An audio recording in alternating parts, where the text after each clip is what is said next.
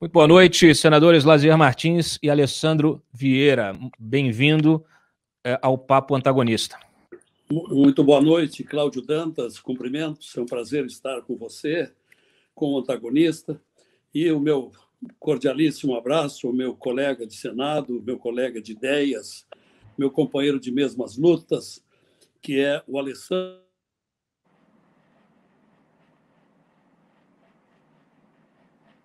O som dele tá ruim, não, deu uma cortada para mim. Sim. Vamos pedir para a produção dar uma checadinha. Enquanto isso, a gente fala com o Alessandro Vieira. Boa noite, senador. Boa noite, Cláudio. Pessoal que nos acompanha, é um prazer ver o Lazier aí firme, em recuperação também, depois desse processo de internação, enfim, que todos nós passamos. Um prazer estar conversando com vocês. Certamente o prazer é nosso de contar com a presença de vocês aqui e vê-los recuperados. Bom, eu vou começar aqui pelos mais antigos. Senador Lazier, como é que foi passar por essa doença? Quando que o senhor ficou doente, quando o senhor verificou, fez ali o exame, descobriu que estava com a Covid, e o que aconteceu depois disso? Como foi a internação? Como está sendo a recuperação? Olha, Cláudio e meu prezado Alessandro, foi uma experiência lamentável que jamais imaginei que iria passar. Tomei todas as providências, todos os cuidados, e quando menos esperava, acho que numa mesma reunião em que estávamos juntos, lá no gabinete do senador Girão, com o Major Olímpio, com o Alessandro, com a Soraya Tronic, casualmente, a partir daquele dia, nós fomos atacados pela infecção do coronavírus. Eu não acreditava, eu achei que estava com resfriado. Na viagem de voo de Porto Alegre, de Brasília para Porto Alegre, não me senti bem, senti dor de cabeça. No outro dia fui para o exame no hospital e já deu positivo. Fui internado no Hospital São Lucas da PUC, fiquei 13 dias ali. Felizmente não fui dos mais graves, jamais fui para a UTI, diferentemente do meu prezado amigo Alessandro Vieira. Eu estive em quarto clínico o tempo todo, muito bem tratado pela equipe do médico infectologista Fabiano Ramos e pelo médico Gustavo Ratkin, que é pneumologista.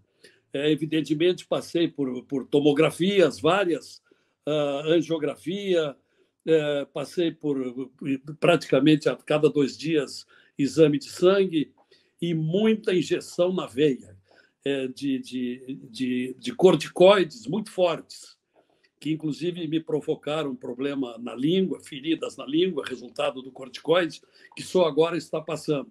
Mas, num resumão assim, foi a triste experiência que passei. Eu jamais na minha vida tinha sido hospitalizado. Tive um tratamento à base de um remédio chamado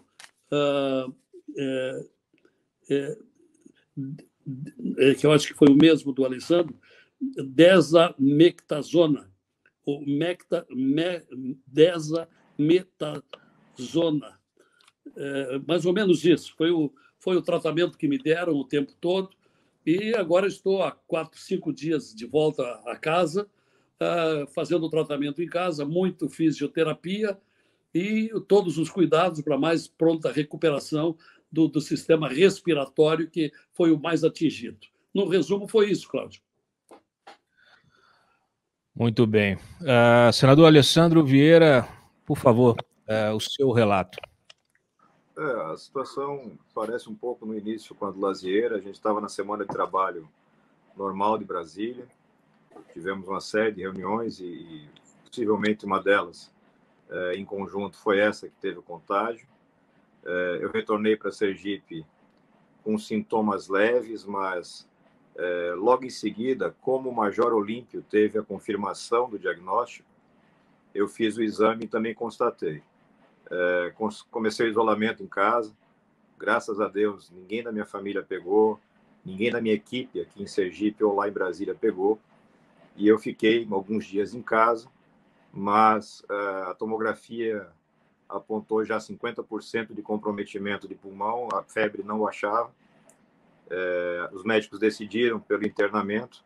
Eu passei pelo Hospital Primavera, aqui em Aracaju, Sergipe, e já numa situação de dificuldade de vagas e superlotação, e abriu a possibilidade, eu fui para São Paulo, para o Sírio, onde fiquei 12 dias internado. A internação foi bastante penosa, mas muito bem assistida. Eu perdi 11 quilos nesses 12 dias de internação. Fiz uso de anti-inflamatórios, corticoides, como o Lazier citou, anticoagulantes e antibióticos. Isso tudo em dosagem elevada, uso venoso. Graças a Deus, eu cheguei a semi-UTI, mas não foi necessária a intubação. E eu consegui essa reversão, o organismo reagiu. A gente teve o processo de preparação para alta, muitos exames, eu ainda continuo fazendo uso de uma série de medicamentos, eu continuo usando anticoagulante, continuo usando corticoide e remédios para tosse. A lesão do pulmão leva um tempo grande para se recuperar e a fisioterapia está ajudando nesse sentido.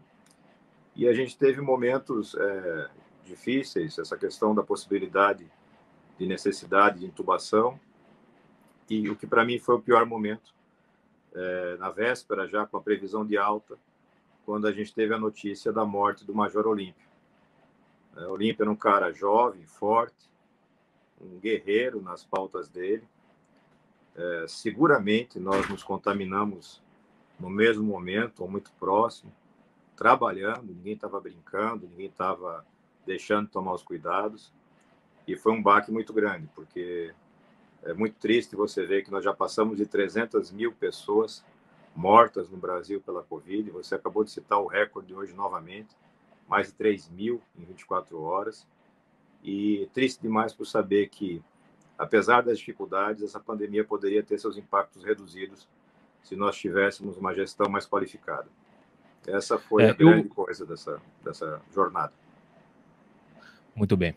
Agradeço o depoimento de ambos. O Lazier está conectado comigo, o Freitas? Perfeito. Também está conectado? Estou conectado. Perfeito. Eu, como a gente combinou, o meu objetivo aqui era trazer esse depoimento pessoal de vocês, dessa doença. Obviamente é que o programa vai contar com a participação de vocês para as questões da política, para a pauta política. Na semana que vem a gente marca também uma conversa aqui, obviamente separadamente, para que a gente possa ter mais tempo para as análises.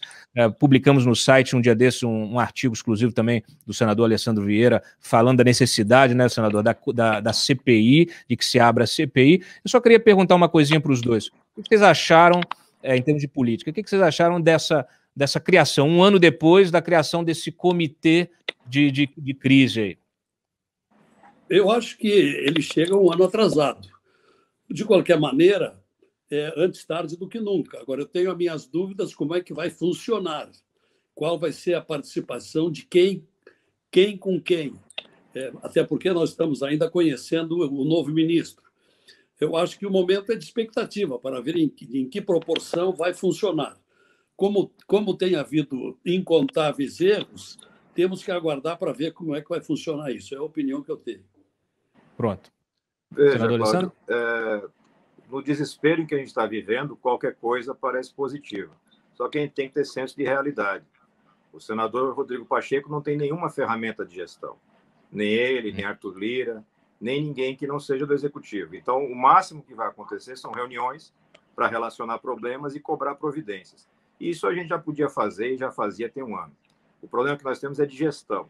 E eu defendo frontalmente a CPI como uma ferramenta, aí sim, de cobrança com poderes, para poder apurar a qualidade dos erros e ajudar na correção de rumos. Porque corrigir rumos significa salvar milhares de vidas. E essa é a maior urgência do Brasil nesse momento.